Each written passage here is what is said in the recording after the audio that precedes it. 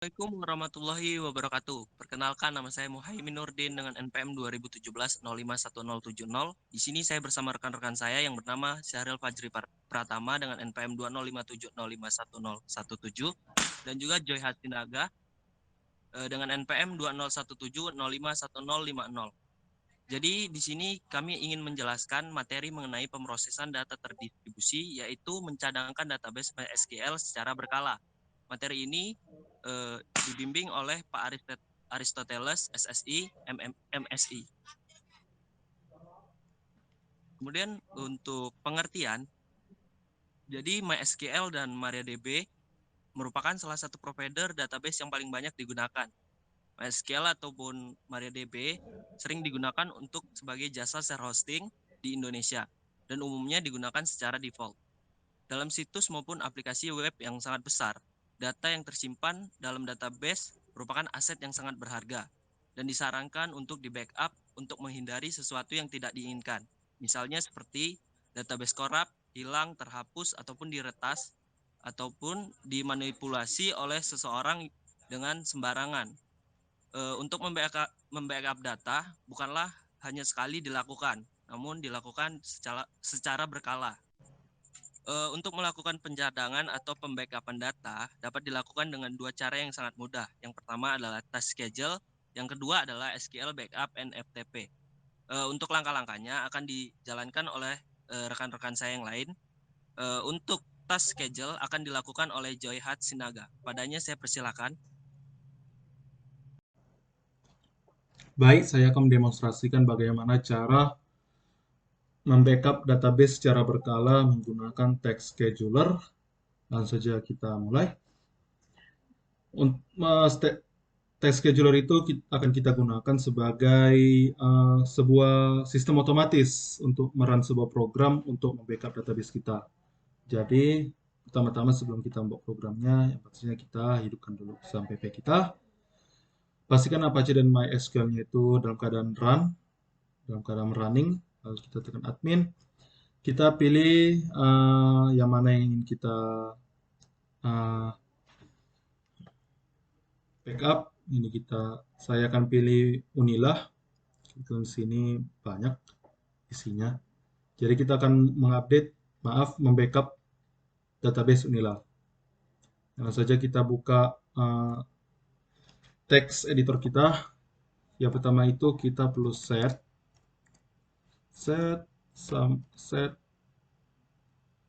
backup file sama dengan tentukan direktorinya.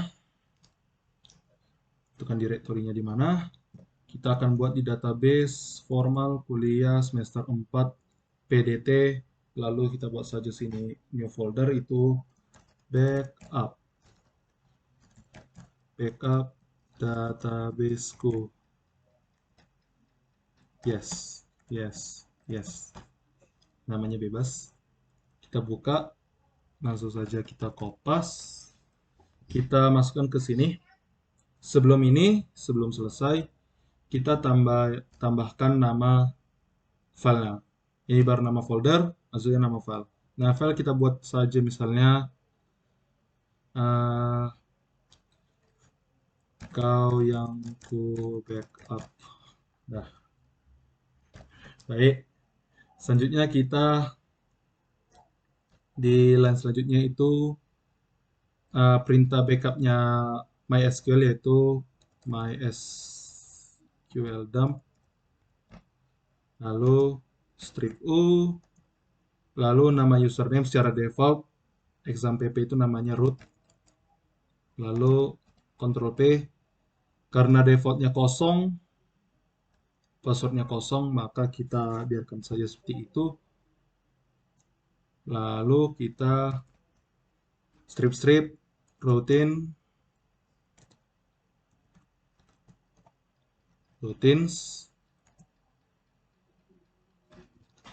lalu nama database-nya itu Unilah. Lalu kita arahkan dia kemana? To backup file, backup file .sql. secara default nama database-nya itu extensive file SQL. Lalu kita save as-nya itu di directory exampp, baru kita cari MySQL kita, lalu di bin. Siap itu ini ada beberapa percobaan yang gagal. Practice make perfect. Langsung saja kita masukkan namanya backup fix nice. Bebas namanya apa. Pastikan extensive file-nya cmd biar bisa di run. Lalu setelah itu, setelah selesai, kita masuk ke task scheduler kita. Task scheduler kita buka. Lalu di sini kita buat create basic task. Ini bebas namanya, kita buat backup databaseku. Description-nya untuk backup database Unila. Selanjutnya kita next, masuk ke trigger. Ini kita pilih weekly. Di trigger weekly-nya kita langsung saja klik semua ini biar dia diupdate berkala tiap hari. Aksinya kita tentukan. Ya tentunya karena kita membuat program, pastinya kita untuk menjalankan sebuah program. Ya di sini kita pilih program atau script mana yang ingin dijalankan. Kita pilih tadi mana yang kita tulis, backup fix nice. Baik, di sini. Lalu kita next. Seperti kita lihat sini sudah lengkap semua. Lalu kita finish. Kita lihat di sini ada memang database yang kita buat tadi, backup databaseku. Nah, inilah. Kita nggak mungkin menunggunya sampai besok, jadi kita langsung saja run. Anda bisa ngerunnya di sini, Anda bisa klik kanan di sini run, atau cara yang lebih klasik itu dengan membuka langsung scriptnya di exampp Anda. Seperti ini, kita cari langsung MySQL, bin, lalu mana tadi, backup cmd fix nice. Ini langsung kita enter. Ya. Lalu kita langsung buka saja directory tadi yang mana kita buat databaseku yes. Lalu kita buka. Nah, seperti yang kita lihat ini ada atau yang ku backup. Untuk melihat isinya kita bisa langsung buka dengan text editor. Saya akan membukanya dengan open with Visual Studio Code. Seperti kita lihat di sini, inilah database yang di backup. Seperti yang kita lihat di sini, semoga berhasil, amin. Inilah yang isi values dari tabel ilkom. Baik, demikian dari membackup database secara berkala menggunakan text manager. Oke, baik. Terima kasih kepada Johan Sinaga dari penjelasannya, sangat mudah dipahami. Kemudian untuk selanjutnya, mengenai SQL Backup NFTP, dipersilakan kepada Fajril Pratama untuk menjelaskan langkah-langkahnya. Oke, baiklah. Terima kasih Muhaimi. Kali ini saya akan melanjutkan cara membackup database melalui aplikasi SQL Backup NFTP. Pertama, kita cukup tambahin job saja, jobs baru, backup jobs. Nah, di sini kita namain mau apa gitu. Misalnya backup backup DB ya. Oke. Nah, sebenarnya teman-teman nggak usah susah-susah sih. Ini udah ada panduannya. Pertama kita kayak gini, klik. Ini pastiin SAM kalian hidup ya. Pertama-tama SAM kalian hidup. Terus bisa diakses ke adminnya. Habis itu ini dipilih aja TP. Nah, ketika kalian milih ini, dia itu sebenarnya akan default nama kita tuh localhost karena sesuai dengan alamat admin yang ada di sini teman-teman. Itu localhost.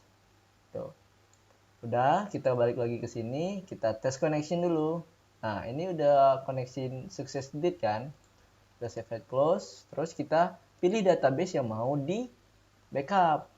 Ini saya pilih Anjay, save and close. Kemudian kita pilih destinasinya. Yang pertama, saya saranin itu untuk di komputer kalian sendiri. Itu kalian pilih di mana foldernya. Kalau saya di dokumen, oke, save and close. And then, kalau saran saya, itu tetap harus dimasukin di Google Drive. Karena kita nggak tahu keadaan kan. Mana tahu di suatu saat laptop kalian dicuri atau lain hal sebagainya. Nah, ini disuruh authorize dulu. Ikutin aja langkahnya. Ini mudah kok guys. Oke, izinkan. Nah, di sini ada kode. Langsung copy aja kembali ke aplikasinya. Paste di sini, connect. Oke, nah ini nggak perlu diisi, kosongin aja, dia akan buat langsung di home. Nah, ini schedule backup untuk berkala. Jadi dia bakal nge-backup. Kalau setahu kita, jadi kan database itu kan bakal diperbarui per kurun waktu tertentu kan. Misalnya untuk table transaksi itu kan akan diperbarui per transaksi yang ada gitu, per hari lah konon. Nah, ini kalian bisa atur di sini. Tuh, mau per hari, antara jam berapa dan jam berapa gitu. Ini bisa diatur di situ semua. Kemudian kalau untuk backup itu saya sarankan untuk menyalakan send confirmation. Jadi setiap dia udah konfirmasi, dia bakal, kalau sukses dia bakal kirim ke sini, kalau gagal dia bakal kirim sini. Oke, itu aja semuanya. Udah semua, kita pastiin udah semua. Kita langsung run now. Biarin prosesnya berjalan, tinggal ditunggu aja.